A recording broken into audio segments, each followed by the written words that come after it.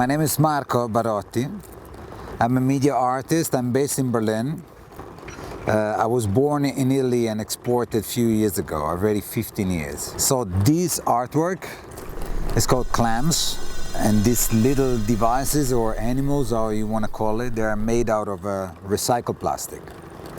So the artwork aims to open a discussion about water pollution and plastic pollution. Is it mainly coming from industrial waste recycled for the consumer packaging market, PETG? Inside the CLAMS there is a loudspeaker that moves as a push and pull motor trigger by water quality sensor that stays at the moment in the river in front of us.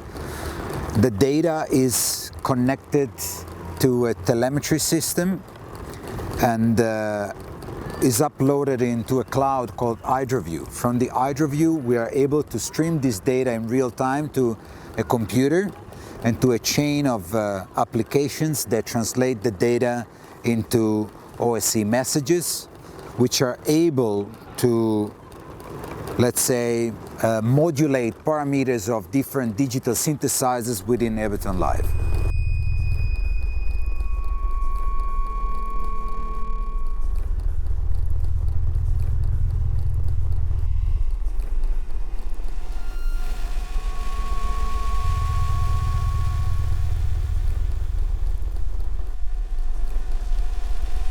I think it's mainly personal taste, trying to create a reinterpretation of what pressure could mean to me, or what temperature, what saturation of oxygen would mean to me.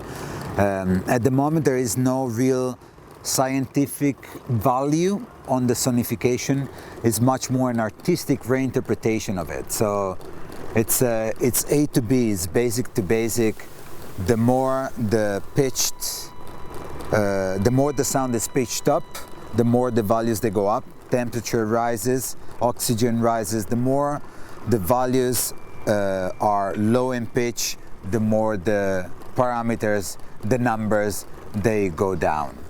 I used actually real shells, and I print the history of the shells into the recycled plastic with a melting technique and vacuum forming. So the plastic, which is recycled from the industrial waste, is transformed into micrograins. This goes back to the first idea of the artwork, and within the concept that in nature CLAMS are a detector of pollutants. They serve as tiny filtration systems. They can, in our ecosystem, they can filter heavy metals and chemicals, but they can't really filter microplastics. So it gets stuck into their stomach, like it gets stuck into ours. So from these, anyway, the research for the right plastic to create the artwork brought me to the industrial waste.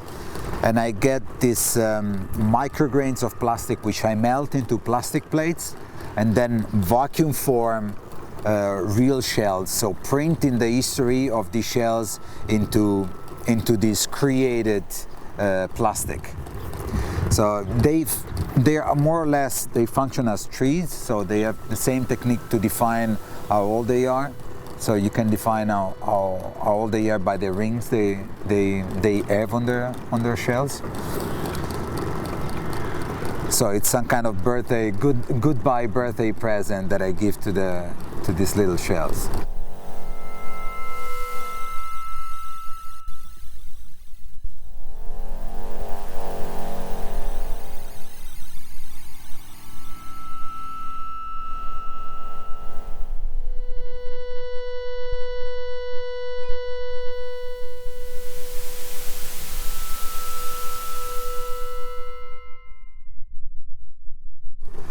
I mean, like all the other works are, they stand to create awareness about certain environmental issues. Like my previous work, the swans, They explore tech waste, the way we consume technology, and they ask us the question of where is this technology ending up once we're done with it.